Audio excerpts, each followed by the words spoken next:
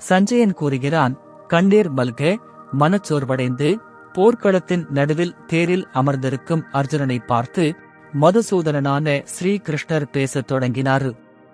கிருஷ்ணர் கூறுகிறார், அர்ஜுனா, இப்படிப்பட்ட நெருக்கடியான ஆபத்தான நேரத்தில் உனக்கு இந்த மனச்சோர்வு எங்கிருந்து வந்தது?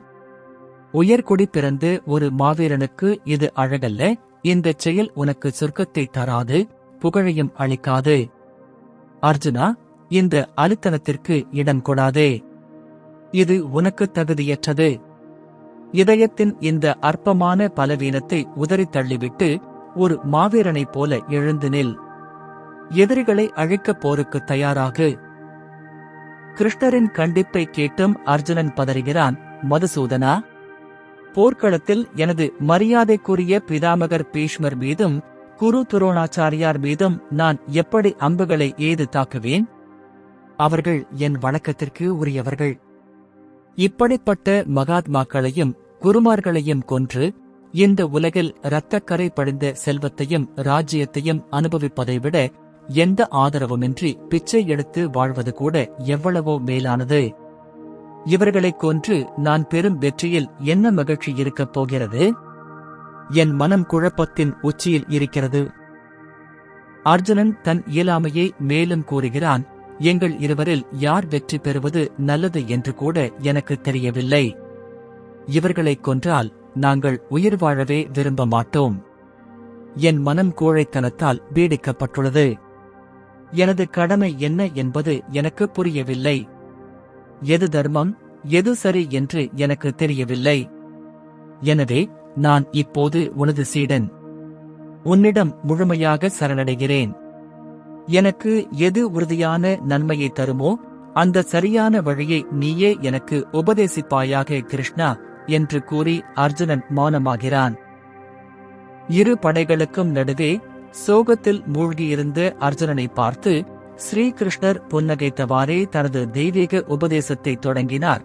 அர்ஜுனா, நீ பெரும் அறிவாளியைப் போல பேசுகிறாய். ஆனால் வருத்தப்படக்கூடாத விஷயங்களுக்காக வருத்தப்படுகிறாய். உண்மையான அறிவாளி வாழ்பவர்களுக்காகவோ அல்லது இறந்தவர்களுக்காகவோ கண்ணீர் விடுவதில்லை. நானும் நீயும் இங்குள்ள அரசர்களும் இல்லாத ஒரு காலம் கடந்த காலத்தில் இருந்ததே இல்லை. அதேபோல எதிர்காலத்திலும் நாம் யாரும் இல்லாமல் போகப் போவதில்லை. நாம் அனைவரும் எப்போதுமே இருக்கிறோம். கிருஷ்ணர் தொடர்ந்து கூறுகிறார், ஒரு மனிதனுக்கு அவரது உடலில் குழந்தை பருவம், இளமை பருவம், முதுமை பருவம் ஆகியவை எப்படி இயல்பாக தன்னிச்சையாக வந்து செல்கின்றனவோ அதேபோல ஆத்மாவும் மரணத்திற்கு பிறகு வேறொரு புதிய உடலை பெறுகிறது. மனத்தெளிவு கொண்ட ஒருவன் இந்த மாற்றத்தைக் கண்டு கலங்குவதில்லை. ஒரு மனிதன் எப்படி தன் கிழிந்த பழைய ஆடைகளை தூக்கி எறிந்துவிட்டு புதிய ஆடைகளை அணிந்து கொள்கிறானோ அதேபோல அழிவற்ற ஆத்மாவும் பழைய உடலை விட்டுவிட்டு புதிய உடலை ஏற்கிறது. மரணம் என்பது ஒரு பயணம் மட்டுமே.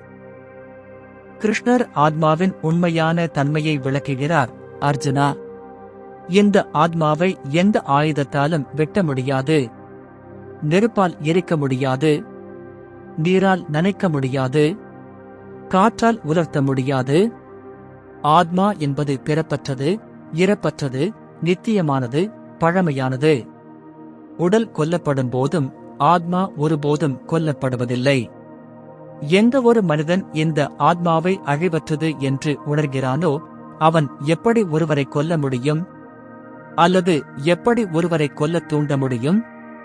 எனவே வீணாக கவலைப்படுவதை நிறுத்து. அடுத்து அர்ஜுனனின் சமூக கடமையை கிருஷ்ணர் நினைவூட்டுகிறார். உனது சத்திரிய தர்மத்தை பார்த்தால் கூட நீ நடுங்கக்கூடாது. ஏனென்றால் தர்மத்திற்காக போராடுவதை விட சிறந்த கடமை ஒரு போர்வீரனுக்கு வேறு எதுவும் இல்லை. அர்ஜுனா, இப்படிப்பட்ட அறப்போர் எல்லா சத்திரியர்களுக்கும் கிடைத்துவிடாது. இது தற்செயலாக திறந்திருக்கும் சொர்க்கத்தின் வாசல். இந்த போரில் நீ இறக்க நேரிட்டால் வீர சொர்க்கத்தை அடைவாய். வெற்றி பெற்றால் இந்த பூமியை ஆழ்வாய். எனவே அர்ஜுனா, மன உறுதியுடன் போருக்கு தயாராக எழுந்து நில். பகவத்கீதையின் மிக முக்கியமான தத்துவமான கர்ம யோகத்தை கிருஷ்ணர் இப்போது போதிக்கிறார். அர்ஜுனா, உனக்கு உன் கடமையைச் செய்ய மட்டுமே உரிமை உள்ளது, ஆனால் அதன் பலன்களின் மீது உனக்கு எப்போதுமே உரிமை இல்லை. பலனை எதிர்பார்த்து எந்தச் செயலையும் செய்யாதே. அதே சமயம் பலன் கிடைக்காது என்பதற்காக கடமையைச் செய்யாமலும் இருந்துவிடாதே. வெற்றி, தோல்வி, லாபம், நஷ்டம், இன்பம், துன்பம் என அனைத்தையும் சமமாக பாவித்து பற்றுதலின்றி உன் கடமையைச் செய். இந்தச் சமநிலையே யோகம் என்று அழைக்கப்படுகிறது. இதைக் கேட்ட அர்ஜுனன் கேட்கிறான், கிருஷ்ணா, இப்படிப்பட்ட மனக்கட்டுப்பாடு கொண்ட மனிதனின், அதாவது ஸ்திதப்பிரக்ஞனின் குணங்கள் எப்படி இருக்கும்? அவன் எப்படி பேசுவான், எப்படி நடப்பான்? கிருஷ்ணர் பதிலளிக்கிறார், எவன் ஒருவன் தனது மனதிலுள்ள அனைத்து சுயநல ஆசைகளையும் முழுமையாக கைவிட்டு ஆத்ம திருப்தியோடு இருக்கிறானோ அவனே உண்மையான ஞானி. துன்பம் வரும்போது கலங்காதவனும், இன்பம் வரும்போது அதீத ஆசை கொள்ளாதவனும், பயம் மற்றும் கோபத்திலிருந்து விடுபட்டவனும் அவனே. எதிலும் பற்றற்ற அவனே நிலையான புத்தியைக் கொண்டவன்.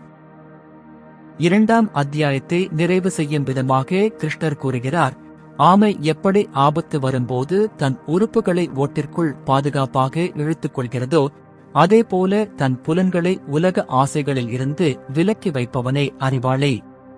ஆசையால் கோபம் பிறக்கிறது, கோபத்தால் மயக்கம், மயக்கத்தால் புத்தி அழிகிறது, புத்தி அழிந்தால் மனிதனே அழிந்து போகிறான். எனவே எவன் ஒருவன் அகங்காரம் இன்றி ஆசைகளை துறந்து வாழ்கிறானோ அவனே உண்மையான அமைதியை அடைகிறான்.